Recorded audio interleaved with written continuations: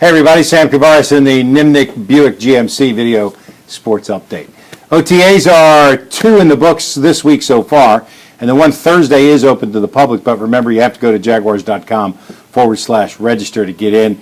10:50 to 12:50. It's a different time than some of the other practices, but 10:50 to 12:50 it'll be open to the public. The next time it's open is the third week of June when minicamp on Tuesday and Wednesday's practice. But you know, this has been an interesting time for the Jaguars. Gus Bradley says he feels like they're coming together as a team.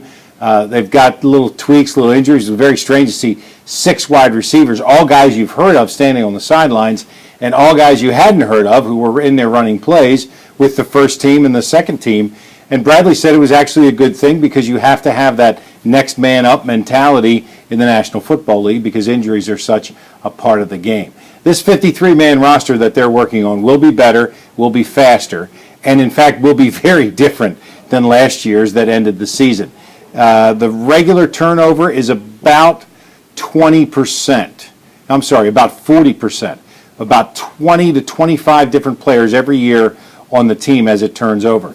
Gus Bradley told me it wouldn't surprise him if they had 35 to 40 new players this coming year. But the one thing that's evident when you watch them practice is just what Dave Caldwell said, and that is this team is not only getting better, but certainly getting faster. When I talked to Paul Pusluzny about that in the locker room, he said absolutely. You can see that defensively right away, but particularly when you go 11 on 11 or 7 on 7 in practice, you can tell that the guys on the other side of the line of scrimmage, particularly at the wide receiver position, absolutely can fly.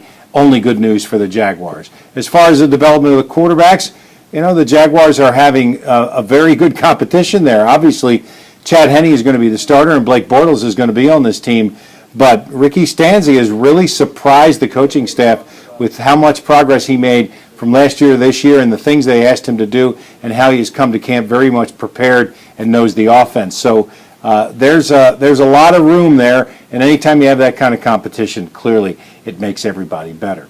The U.S. men's national team came to town on Monday and started working out, did a morning run on the beach. Perhaps you were out there and you saw them. They will practice on Wednesday and Thursday at UNF, which is closed, but the Friday practice at 5 o'clock at the stadium is open to the public.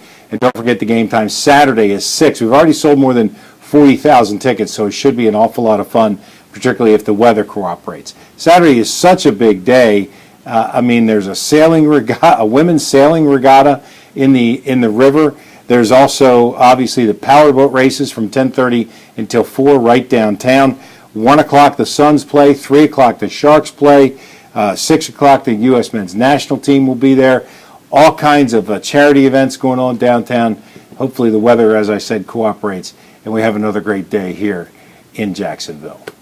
I'm Sam Kavaris, and that's the Nimnicht Buick GMC Video Sports Update.